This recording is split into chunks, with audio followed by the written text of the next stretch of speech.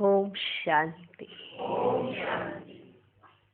आज की तारीख है 7 दिसंबर 2015। साकार महावाक्य। बाबा कहते, मीठे बच्चे, तुम्हारा वायदा है कि जब आप आएंगे तो हम वारी जाएंगे। अब आप आए हैं तुम्हें वायदा याद दिलाने। भगवान से सबने वायदा किया था ना। क्या वायदा किया था? कि जब आप आएंगे हम सब कुछ भूल आप पर ही वारी जाएंगे। तो बाबा आए हैं हमें हमारा वायदा याद दिलाने। क्योंकि वायदे तो बहुत करते हैं पर साथ साथ ही भूल जाते हैं। वायदे करने याद है, करते रहते, पर निभाने याद नहीं है। करने तो याद थे क्योंकि बहुत सारे कार्य करवाने थे ना भगवान से। तो हर कार्य के साथ एक वायदा, हर कार्य की शर्त पर एक वायदा कर देते थे। सोचा था भगवान तो भोला भंडारी है ना, हाँ, वो तो हमारे वायदे सुनकर ही खुश हो जाता है भी ऐसा। हमारा वायदा सुनकर खुश हो जाता है। फिर देखते ये तो अपना वायदा ही भूल गए। हाँ, फिर बाबा आए हैं हमें हमारा वायदा याद दिलाने, और वो भी हमारे भले के लिए। इसमें भी हमारा ही कल्याण है। बाप को ना तो कुछ चाहिए था ना कुछ चाहिए, सब कुछ बच्चों के लिए। इस वायदे में भी हमारा ही फायदा है। तो बाबा आए हैं हमें हमारा वायदा याद दिलाने, फायदे में ले जाने, है ना। अच्छा, आज का प्रश्न, किस मुख्य विशेषता के कारण पूज्य सिर्फ देवताओं को ही कह सकते हैं? उत्तर, देवताओं की ही विशेषता है जो कभी किसी को याद नहीं करते। ना बाप को याद करते, ना किसी के चित्रों को याद करते, इसलिए उन्हें पूज्य कहेंगे। वहां सुख ही सुख रहता है, इसलिए किसी को याद करने की दरकार ही नहीं। अभी तुम एक बाप की याद से ऐसे पूज्य पावन बने हो जो फिर याद करने की दरकार ही नहीं रहती है। देवताएं पूज्य क्यों हैं? ना तो वो किसी को याद करते, ना ही किसी की पूजा करते हैं, ना ही चित्रों को याद करते, ना ही किसी मनुष्य को याद करते, ना ही बाप को याद करते। तो क्या है? पूज्य। अभी हमें ये समझ मिली है कि वो पूज्य क्यों है। वो पूज्य बने भी कैसे? जब संगम पर उन्होंने बाप को याद किया, एक बाप की याद में रहे, तो क्या बन गए? पूज्य। ठीक, तो अभी याद करते एक बाप को तो ऐसे पूज्य पावन बन जाते हो जो फिर याद करने की दरकार ही नहीं रहती है। वंडरफुल है ना, वंडरफुल। हाँ, ये किसकी कहानी है? आप ही की है।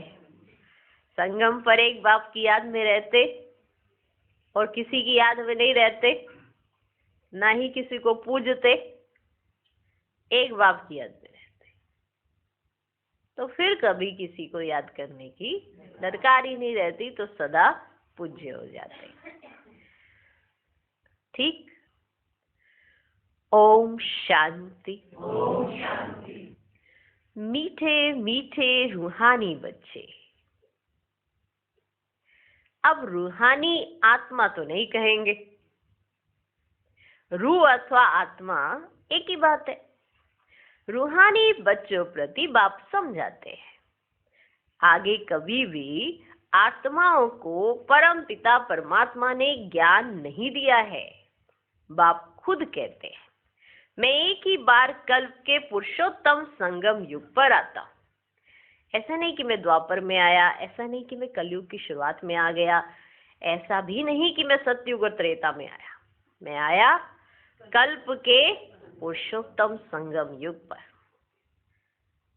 बाप संगम पर ही आते हैं जबकि भक्ति पूरी होती है, और बाप फिर बच्चों को बैठ ज्ञान देते हैं।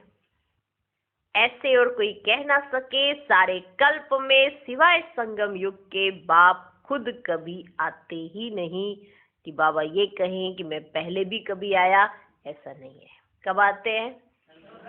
कल्प के पुरुषोत्तम संगम युग पर। बाप संगम पर ही आते हैं जबकि भक्ति पूरी होती है और बाप फिर बच्चों को बैठ ज्ञान देते हैं। भक्ति पूरी हो जाती है, ज्ञान शुरू, माना हम ज्ञान लेना शुरू कर देते हैं। भक्ति हमारी जो होती है वो पूरी हो जाती है। अपने को आत्मा समझ और बाप को याद करो। ये कई बच्चों के लिए बहुत मुश्किल लगता है बहुत सहज, परंतु बुद्धि में ठीक रीति बैठता ही नहीं है, तो घड़ी घड़ी समझाते रहते हैं, समझाते हुए भी नहीं समझते हैं। स्कूल में टीचर 12 मास पढ़ाते हैं, फिर भी कोई नापासों पढ़ते हैं।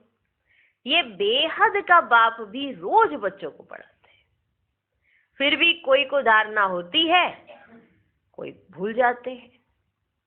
मुख्य बात तो यही समझाई जाती है कि अपने को आत्मा समझो और बाप को याद करो।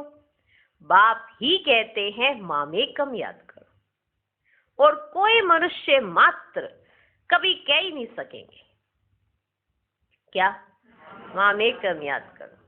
बाप कहते मैं एक ही बार आता हूं, कल्प के बाद फिर संगम पर एक ही बार तुम बच्चों को ही समझाता हूं। तुम ही ये ज्ञान प्राप्त करते हो, दूसरा कोई लेते ही नहीं। प्रजापिता ब्रह्मा के तुम मुख वंशावली ब्राह्मण इस ज्ञान को समझते हो, जानते हो। कल्प पहले भी बाप ने इस संगम पर यह ज्ञान सुनाया था। तुम ब्राह्मणों का ही पाठ है, इन वर्णों में भी फिरना तो जरूर है, और धर्म वाले इन वर्णों में आते ही नहीं। भारतवासी ही इन वर्णों में आते हैं, ब्राह्मण भी भारतवासी ही बनते हैं, इसलिए बाप को भारत में आना पड़ता है। तुम हो प्रजापिता ब्रह्मा के मुख वंशावली ब्राह्मण। ब्राह्मणों के बाद फिर है देवताएं और क्षत्रिय। क्षत्रिय कोई बनते नहीं है, तुमको तो ब्राह्मण बनाते हैं, फिर तुम देवता बनते हो। वही फिर धीरे धीरे कला कम होती तो उनको क्षत्रिय कहते हैं। क्षत्रिय ऑटोमेटिकली बनना है, पहले ब्राह्मण फिर देवता फिर क्षत्रिय। बाप तो आकर ब्राह्मण बनाते हैं, फिर ब्राह्मण से देवता, फिर वही क्षत्रिय बनते हैं।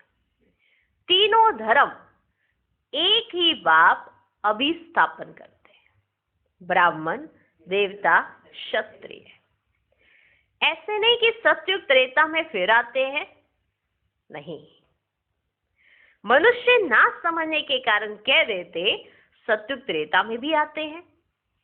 बाप कहते मैं युगे युगे आता नहीं हूं, मैं आता ही हूं एक बार, मैं आता ही हूं एक बार कल्प के संगम पर।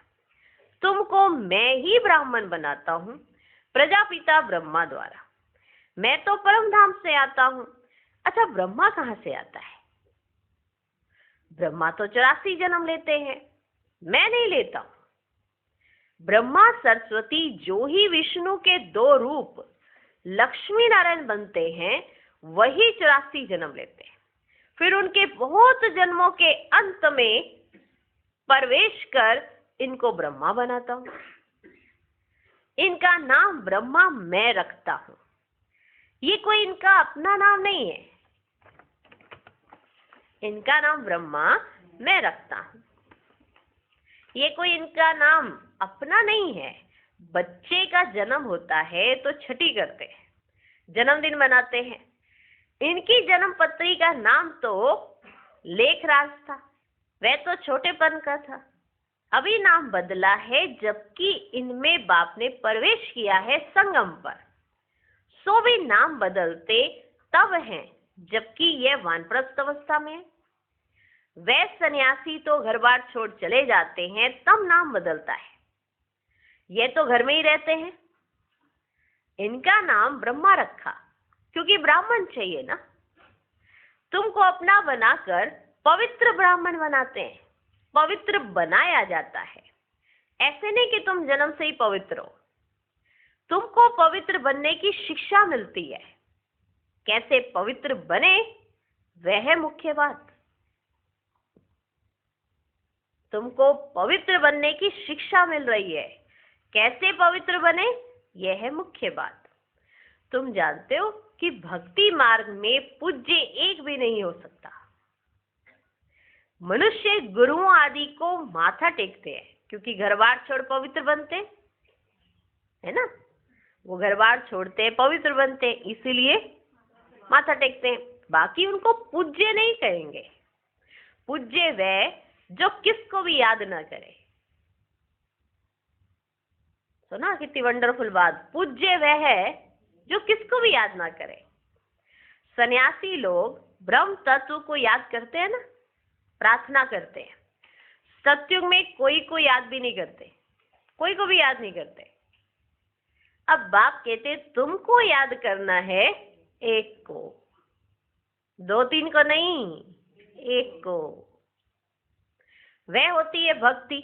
तुम्हारी आत्मा भी गुप्त है। आत्मा को यथार्थ रीति कोई जानते ही नहीं। सत्युग त्रेता में भी शरीरधारी अपने नाम से पाठ बजाते हैं। सत्युग त्रेता में भी नाम तो रहता है ना, शरीर है, नाम है, तो वहां पे उस तरह से पाठ बजाते हैं। नाम बिगड़ तो पाठधारी हो ना सके। कहाँ भी हो शरीर पर नाम जरूर पड़ता है। नाम बिगड़ पाठ कैसे बजाएंगे। तो बाप ने समझाया है भक्ति मार्ग में गाते हैं। आप आएंगे तो हम आपको ही अपना बनाएंगे, दूसरा ना कोई। हम आपका ही बनेंगे, ये आत्मा कहती है। भक्ति मार्ग में जो भी देहधारी हैं, जिनके नाम रखे जाते हैं, उनको हम नहीं पूजेंगे। बाबा हम उनको नहीं पूजेंगे। और बाबा तो ये कहते मुझे भी तुम्हें पूजना नहीं है, याद करना है बस। तो फिर हम बाबा को कहते कि हम ना तो उन्हें पूजेंगे, ना तो उन्हें याद करेंगे, आपको ही याद करेंगे। भक्ति मार्ग में जो भी देहधारी हैं, जिनके नाम रखे जाते हैं, उनको हम नहीं पूजेंगे। जब आप आएंगे तो आप पर ही कुर्बान जाएंगे। कब आएंगे यह भी नहीं जानते। अनेक देहधारियों की, नामधारियों की पूजा करते रहते हैं। जितने भी देहधारी होकर गए हैं, जिनके भी नाम है, उन्हों की ही बैठकर पूजा करते रहते हैं। जो देहधारी हैं वो भगवान की पूजा करते थे, और फिर उसके पीछे वाले जो आए वो उन्हों की पूजा करते हैं, है ना। जिस देहधारी ने परमात्मा की याद में अपना समय बिताया, फिर वो जब उन्होंने शरीर छोड़ दिया, फिर बैठ के देहधारियों ने उन्हों की प्रतिमा बनाए, फिर उन्हों की पूजा करनी शुरू कर दी। अनेक देहधारियों की, नामधारियों की पूजा करते रहते। जब आधा कल्प भक्ति पूरी होती है तब बाप आते हैं। कहते हैं तुम जन्म जन्मांतर कहते आए हो, हम तुम्हारे बिगर किसको भी याद नहीं करेंगे। यही कहते आए ना कि बाबा जब आप आएंगे ना तो हम आपके बगैर किसी को भी याद नहीं करेंगे। अपनी देह को भी बाबा हम याद नहीं करेंगे, परंतु मुझे जानते ही नहीं तो याद कैसे करेंगे। अब बाप बच्चों को बैठ समझाते, मीठे मीठे बच्चों अपने को आत्मा समझो और बाप को याद करो। बाप ही पतित पावन है, उनको याद करने से तुम पावन सतो प्रधान बन जाएंगे। सत्युग त्रेता में भक्ति होती ही नहीं। तुम कोई को भी याद नहीं करते, ना बाप को, ना चित्रों को, ना किसी देहधारी को, ना किसी के स्वरूप को, कुछ भी किसी को भी याद नहीं करते। वहां तो सुख ही सुख है। बाप ने समझाया है जितना तुम नजदीक आते जाएंगे कर्मातीत अवस्था होती जाएगी। सत्युग में नई दुनिया, नए मकान में खुशी भी बहुत रहती है। फिर 25% पुराना होता है तो जैसे स्वर्ग ही भूल जाता है। तो बाप कहते हैं तुम गाते थे, आपके ही बनेंगे, आपसे ही सुनेंगे, गाते थे ना। जब आप आएंगे हम ऐसा करेंगे, जब आप आएंगे हम ऐसा करेंगे।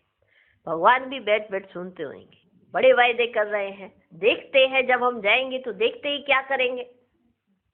नहीं आप पाओ ना, आप पाओ ना, और जब आ गए हमको ये काम है, हमको वो काम है, हमको ये जाना है, हमको ये करना है, पूरे बहाने सुनाने लग गए। ओके, मैं तो अपने घर से इसीलिए आया कि तुम खातिरी करोगे मेरी, तो तुम मुझे ही अपने काम सुनाने लग गए कि हम तो अभी जरा थोड़ा बिजी है, थोड़ा रुक के आते। अभी तो हमने साइंस के युग में थोड़ा सा, साइंस ने अभी हमें थोड़ा सा जलवे दिखाने शुरू किए हैं, थोड़ा सा तो आनंद आना शुरू हुआ है। अभी से हम कैसे त्याग करें, कैसे छोड़े सब चीजों को, भगवान को ही सुनाने लगते। ठीक है, भगवान है ना, वो तो अपना ही है ना, खाओ पियो मौज करो, जो दिल में आए कर डालो। भगवान भी अपना, हम भी भगवान के, फिर अपनी तरह से मॉडिफाई करने लगे, सारे काम करने लग गए।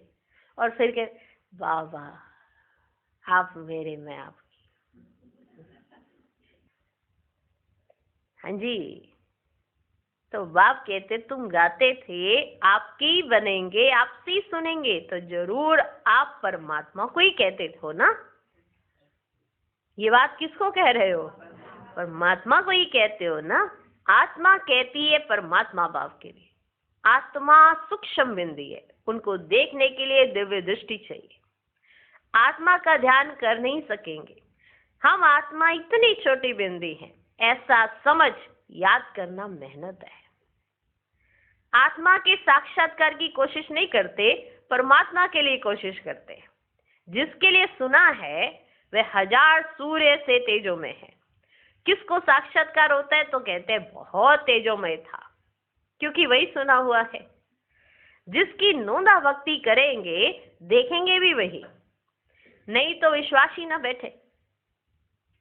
हाँ ठीक है ना, जिसकी नोंदा भक्ति करेंगे देखना भी तो उसी को चाहेंगे ना। नहीं तो अगर बाबा परमात्मा का या आत्मा का साक्षात्कार करा भी दें तो फिर विश्वास ही नहीं बैठेगा। बाप कहते आत्मा को ही नहीं देखा है तो परमात्मा को कैसे देखेंगे, आत्मा को देख ही कैसे सकते। और सबके तो शरीर का चित्र है, नाम है, आत्मा है बिंदी, बहुत छोटी है, उनको कैसे देखे। कोशिश बहुत करते हैं परंतु इन आंखों से देख ना सके। आत्मा को ज्ञान की अव्यक्त आंखें मिलती है, आत्मा को ज्ञान की अव्यक्त आंखें मिलती है, जिससे आत्मा देखी जा सकती है। आत्मा को ज्ञान की अव्यक्त आंखें मिलती है। अभी तुम जानते हो हम आत्मा कितनी छोटी है। मुझ आत्मा में 84 जन्मों का पाठ नोंदा हुआ है, जो मुझे रिपीट करना है।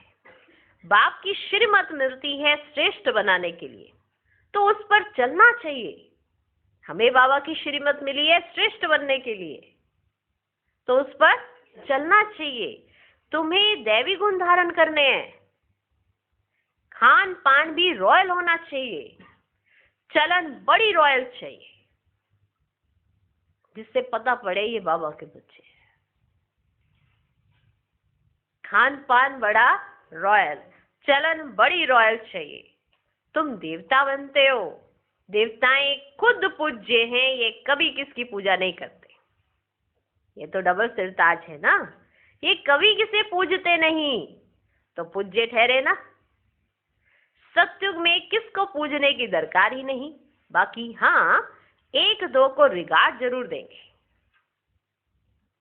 वहां 1-2 को ना तो याद करते हैं ना ही पूजते हैं, लेकिन 1-2 को रिगार्ड जरूर देंगे। ऐसे नमन करना, इनको रिगार्ड कहा जाता है। ऐसे नहीं दिल में उनको याद करना है, रिगार्ड तो देना ही है। जैसे प्रेसिडेंट है, सब रिगार्ड रखते हैं ना। प्रेसिडेंट है, सब रिगार्ड रखते हैं, जानते हैं ये बड़े मर्तबे वाला है, नमन थोड़ी करना है। तो बाप समझाते हैं ये ज्ञान मार्ग बिल्कुल अलग चीज है। इसमें सिर्फ अपने को आत्मा समझना है, जो तुम भूल गए हो।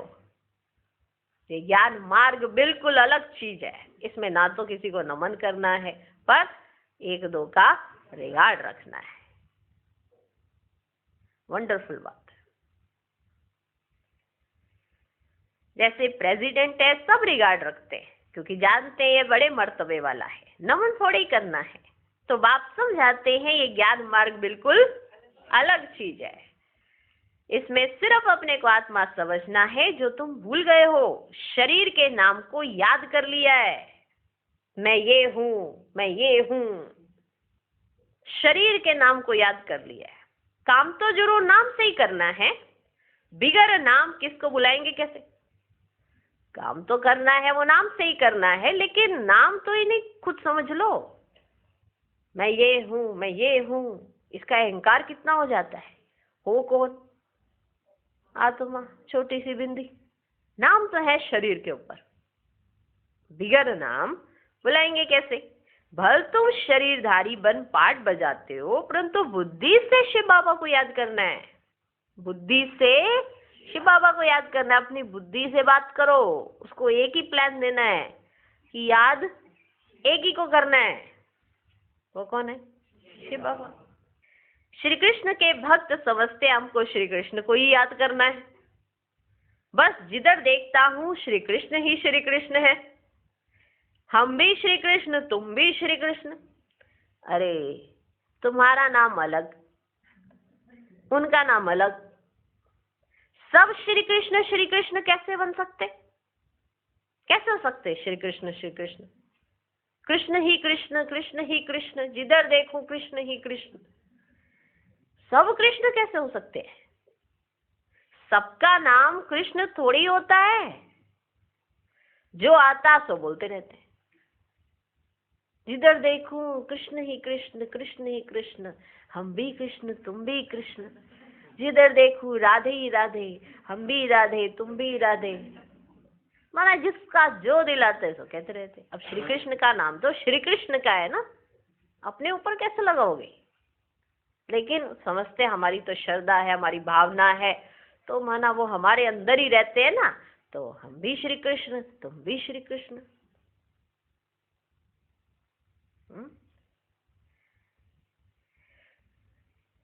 सब श्री कृष्ण ही श्री कृष्ण कैसे हो सकते हैं? सबका नाम कृष्ण थोड़ी होता है। जो आता सो बोलते रहते। अब बाप कहते भक्ति मार्ग के सब चित्रों आदि को भूल, एक बाप को याद करो। भक्ति मार्ग के सब चित्रों आदि को भूल, एक बाप को याद करो। चित्रों को तो तुम पतित पावन नहीं कहते। हनुमान आदि पतित पावन थोड़े ही हैं। चित्रों को तो नहीं कहते हो पतित पावन। हनुमान आदि पतित पावन थोड़े ही हैं। अनेक चित्र है, कोई भी पतित पावन नहीं है। कोई भी देवी आदि जिसको शरीर है उनको पतित पावन नहीं कहेंगे। 6-8 भुजाओं वाली देवियां आदि बनाते हैं सब अपनी बुद्धि से। ये है कौन? वे तो जानते नहीं। ये पतित पावन बाप की औलाद मददगार हैं। ये देवियां कौन है?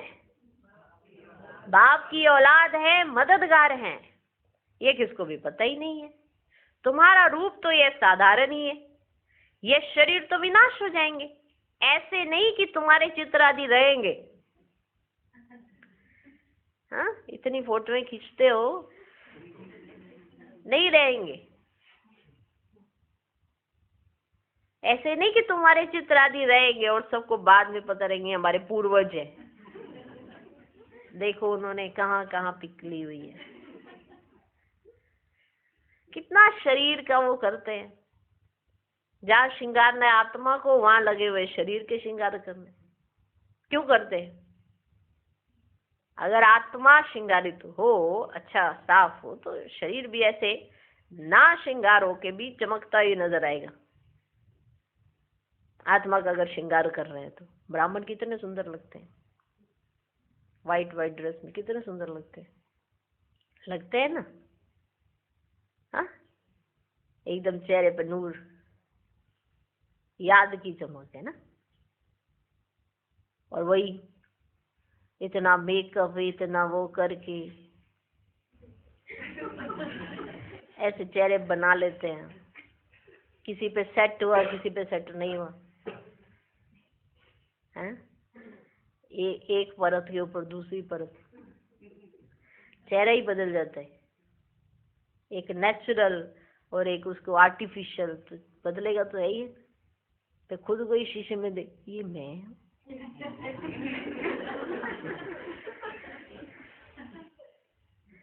अच्छे दिखे तो 10-12 फोटो खिंचवा लेते हैं, जैसे वो बाद में आपके दोतरे पोतरे देखेंगे कि हमारी दादी नानी कैसी दिखती थी, अब तो ऐसी दिखेगी।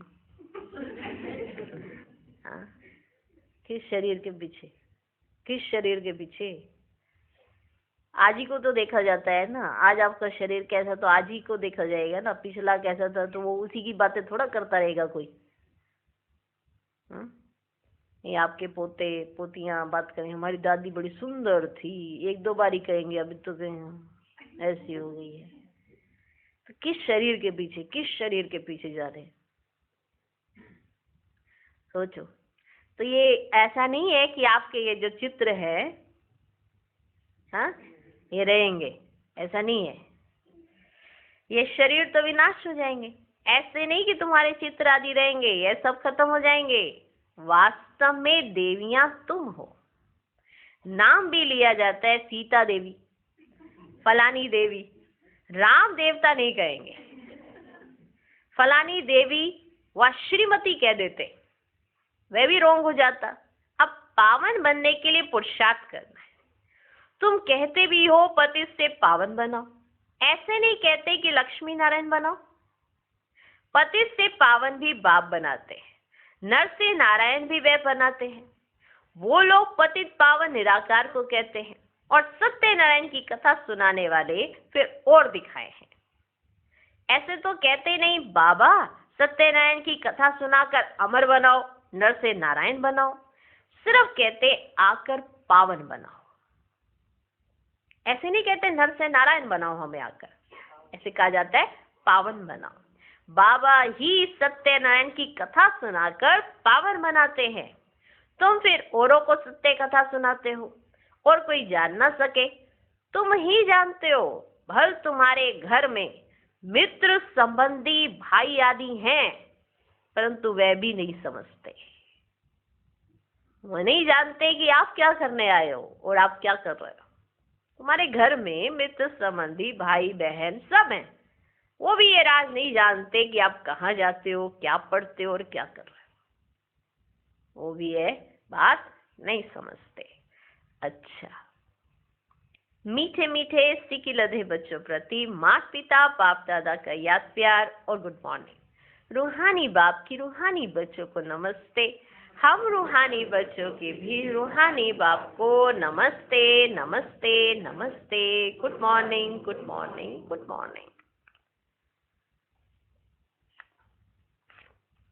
विशेष 2-3 पॉइंट्स याद रखने के तो मुरली याद रहेगी। मुरली याद रखने की युक्ति रचनी चाहिए। आज मुरली में विशेष क्या था उस पर बाबा ने डिटेल में समझाने दिए। तो पॉइंट्स तो 2-3 ही होते हैं। अब वो 2-3 पॉइंट्स भी स्मृति में रहें तो विस्तार हो सकता है, लेकिन ना सार बुद्धि में रहता है ना तो विस्तार। तो सार बुद्धि में रखना पड़े कि आज की मुरली में से वो 2 और 3 पॉइंट्स कौन से थे। ठीक है जी। धारणा के लिए मुख्य सार। पहला पॉइंट, स्वयं को श्रेष्ठ बनाने के लिए बाप की जो श्रीमत मिलती है उस पर चलना है। दैवी गुण धारण करने हैं, खान पान चलन सब रॉयल रखना है। दूसरा पॉइंट, 1-2 को याद नहीं करना है, लेकिन रिगार्ड जरूर देना है। पावन बनने का पुरुषार्थ करना और कराना है। आज का वरदान, परमात्म याद की गोद में समाने वाले संगम युगी श्रेष्ठ भाग्यवान आत्मा भव। संगम युग सत्युगी स्वर्ग से भी श्रेष्ठ है, क्योंकि अभी का गायन है अप्राप्त नहीं कोई वस्तु ब्राह्मणों के संसार में। एक बाप मिला तो सब कुछ मिला। अभी आप बच्चे कभी अतीन्द्रिय सुख के झूले में झूलते हो, कभी खुशी, कभी शांति, कभी ज्ञान, कभी आनंद और कभी परमात्म गोदी के झूले में झूलते। परमात्म गोदी है याद की लवलीन अवस्था। ये गोद सेकंड में अनेक जन्मों के दुख दर्द भुला देती है। तो इस श्रेष्ठ संस्कार को सदा स्मृति में रख भाग्यवान आत्मा बनो। आज का स्लोगन, ऐसा सपूत बनो जो बाबा आपके गीत गाए और आप बाबा के गीत गाओ। ओम शांति।